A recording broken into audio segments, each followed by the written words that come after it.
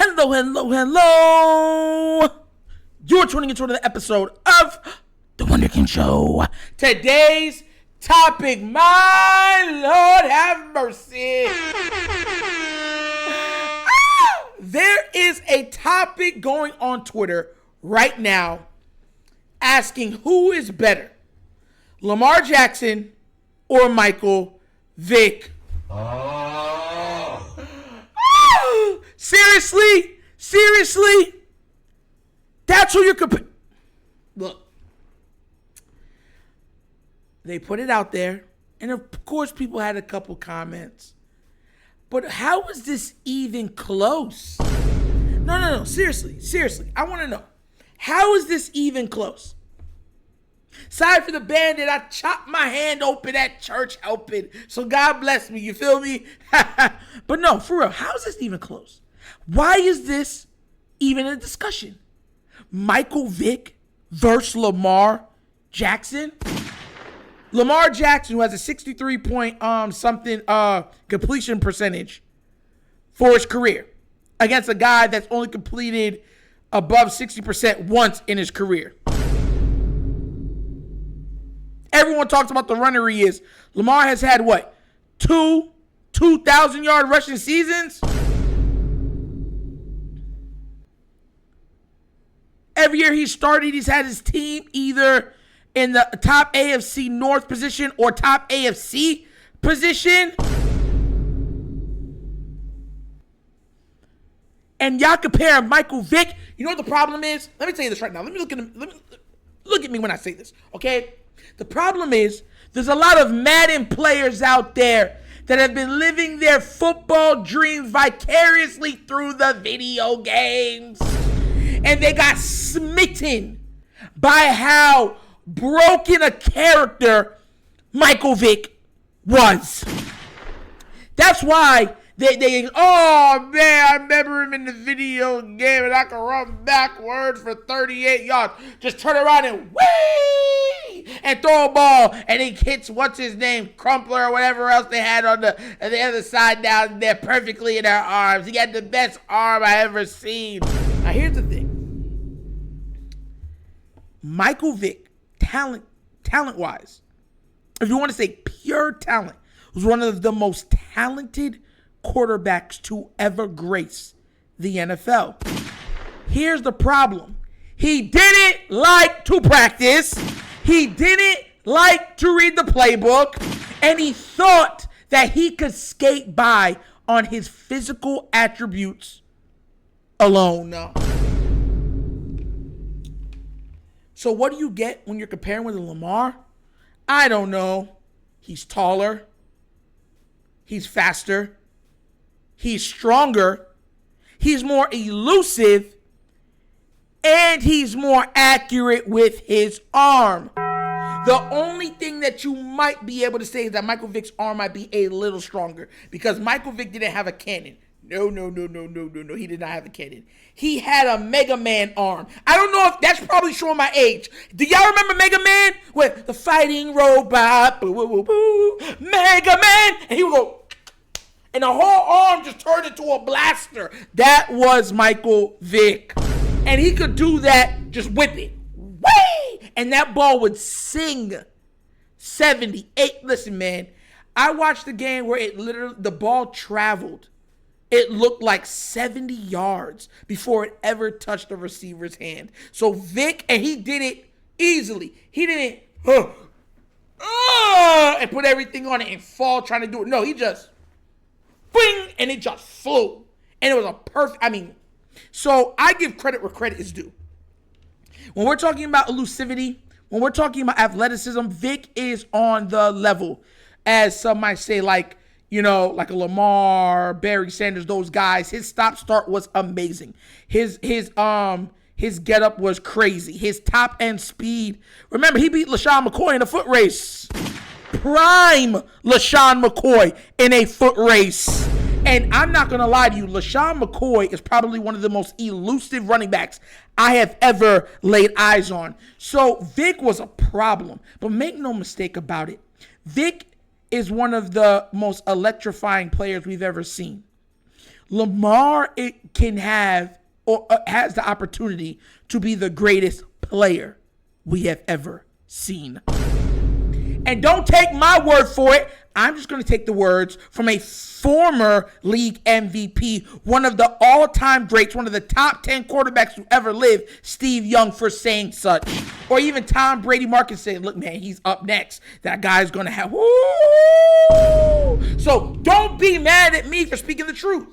A lot of times, and look, I know, it's hard to look at things and say, well, athletes get faster, stronger, whatever, and then people try to poo-poo on prior athletes and say they couldn't survive in these eras. Get out of here. Get out of here. You know, it's the same thing what you hear in basketball, other sports. You know, I always hear, oh, you know, those other players from the 90s couldn't survive in today's NBA. Are you crazy? I laugh when I hear that because Shaq would break the league. In today's NBA, he would force teams to change. Certain players, they can play in any era. It doesn't matter what era it is. Any era, they're going to be unstoppable. And Lamar Jackson is definitely an eraless player. And if you don't know, now you know. And it should be reminded that way. Look, I'm tired of hearing people compare people that do not measure up to Lamar. You have to understand what he is as a pure player. Take out all the other semantics when you're discussing him as a pure football player. Lamar Jackson can go down as the greatest football player to ever play the sport. When you talk about quarterbacks, a lot of times they're like, oh, they're a great quarterback. But when you talk about football players, you start bringing in like Deion Sanders. You start talking about Gale Sayers, Bo Jackson. You start talking about I can't remember his name. The greatest defensive player of all time. Oh my God! But people like that, you know what I mean? LT. That's what I'm talking about. You know what I mean? Like Lawrence Taylor. Like those are the players that come on when you talk about the greatest, Jerry Rice, like the greatest football players to ever play. Lamar could go down as the greatest quarterback and the greatest football player to ever play. To ever play. This is why I remember Lunch Break Hot Take was talking on there. Shout outs to those guys. If you're already not, listen, if you're subscribed to me, go give those guys a listen. Great show, great dudes. Jose, Brodney, yo, shout out to you guys. But they were discussing some of the things with Lamar. What do they have for him this year? And I told him, I said, look, I got Lamar throwing for 5,000 yards this year. I got him actually threatening 6,000 total yards this year. I got him throwing at least 50 touchdowns this year. I got him maybe threatening 60 total touchdowns this year. And everyone kind of went, are you sure, bro? It's kind of crazy. It's kind of high. Let me tell you something right now. I talked to the man, candidly. I was this close to him. His eyes. Listen, everybody knows. You remember when you were growing up and your mom and dad didn't have to tell you anything? Their eyes spoke volumes. When you were at school and they had to come to school because you were acting a fool and they would show up and they were like, oh, yeah, he be in there cracking jokes and disrupting the guys and he ain't doing his homework. And your dad would just flash his eyes to you like this. And you knew exactly what that meant. The eyes. Eyes. Or when you were acting up on the street with your moms, when you were younger, when she's trying to shop, and you're like, I want to buy this, I don't want to go to no more clothing store, and she would just give you the glare like this. And you knew what it meant. The eyes. They say the eyes are a portal into the soul. And let me tell you something right now. I looked in Lamar's eyes. And the smile, when he was telling me and Ing Raven, shout out to Ing Raven, always my guy. When he was talking to me and Ing Raven, the smile dissipated when he talked about this stuff. He was like, yeah, bro. I was like, so what's your plan for this year? Total destruction. I want it all. I want it all. I want to win. I want to host the Super Bowl. I want everything that comes with it. I want it all. I want Raven fans to be elated at the end of the season. I want that Lombardi. That's what I want. And then his eyes got laser focused and he said, although some records, those are coming down. Now, from my perspective, I'm looking at him like, because remember, I used to be a competitor. Basketball, not football. So I know what the eyes mean when you're so focused. You're not emotional, but the emotion is a fuel to the goal. That's what he's on. So when you're comparing these two guys, it doesn't even come up to me. Vick's best year is like Lamar's second best year, third best year. Like, people forget just how magnificent his MVP season truly was. He put up those stats. He led the league in passing touchdowns while sitting out accumulation of 2.75 games. Almost the equivalent. He was sitting down by the third quarter. Some games by the third quarter, he was sitting, chilling on the sideline, laughing, talking it up. Because they were already up 30, 40 points. Could you imagine if he kept playing during those games? Think about the Rams game when he had the Jackson 5. He stopped playing a little after the second quarter. After the half, it was like halfway through the third. He was like, all right, I'm done. They pulled him. Could you imagine what type of stats he could have had that game? How easy he was scoring in that game. He could have broken the NFL's most touchdown passes in that game. He sat down. The coaches pulled him. He won't be getting pulled anymore. So this talk of someone like a Michael Vick, who is talented, absolutely electric, one of the most exciting players, it was a pleasure. It was more than a pleasure watching this man play on Sundays. There's levels to this. He is not on Lamar's level. And the worst part about it is Lamar hasn't reached his ceiling yet. That's the most scary part of everything that I'm talking about. Because let me tell you this right now. If Lamar starts to peak, eek!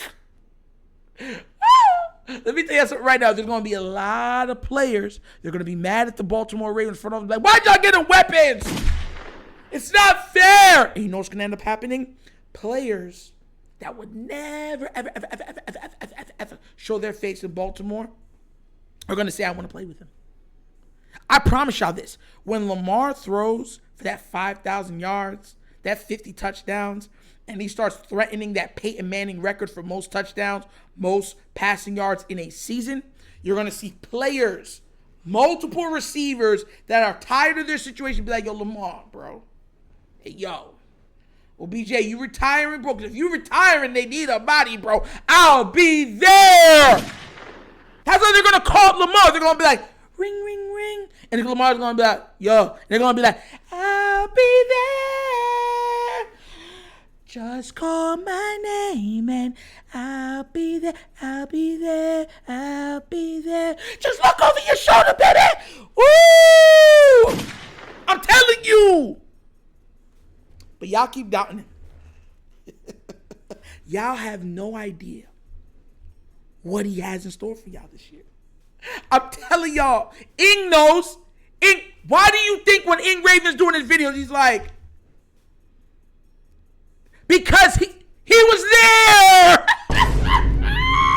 He was there. He heard what he was saying. The man is trying to set the league on fire. You remember when the Joker, I know a lot of people seen, I'm going to end on this. Do you remember watching The Dark Knight And the Joker had dressed up in the nurse uniform. He was walking out, and a couple of things. He was walking out the hospital, and he's like, and he pressed the button. There was like a small explosion, and he goes, and he hits the button like this. He hits it. He's like, and everything goes boom, and everything just levels. That's what he's trying to do to the league. I actually feel sorry for a lot of teams, because one thing that people are going to try to do is ride the bandwagon, and the bandwagon doors are closed. No longer will they say Lamar B. No longer will they say Tebow 2.0. No longer will they say, oh, he's a little better Michael Vick. No. He will be compared to the greatest that have ever played. And once he reaches that pantheon of greatness, pantheon of just greatness, my God. My God. My God! My God! Michael Vick! Finish him, Daddy.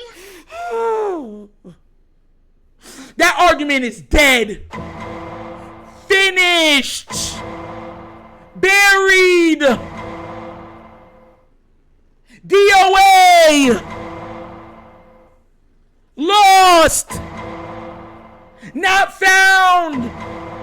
And there ain't gonna be no resurrection neither. And if you don't know, now you know. And that's an episode of the Wunderkind Show. Thank you all for watching. Once again, you know we have laughs, we have fun, but it's all in what? Truth and fact. So, once again, please remember, like, subscribe, hit the notification bell, leave a comment. Just be respectful to people when you're commenting down there. And if you would like to leave a donation to the channel, bottom of the screen, QR code for a Cash App. Cash App is located in the description of every video. Name of it, $, The Wunderkind Show. Also available now as a Patreon. Please go out there and become a patron. You get access to a whole bunch of caboodles, but one of the best access is that you can talk to me directly. Yes. And there will be a fantasy football league for this upcoming season with a big prize at the end. So go and cop that. Become Team Wunderkind. But once again, that's the Wunderkind Show. It's your host, Nectar, signing off. And as always, you guys know my slogan. Peace. And I am out of here. Yerp.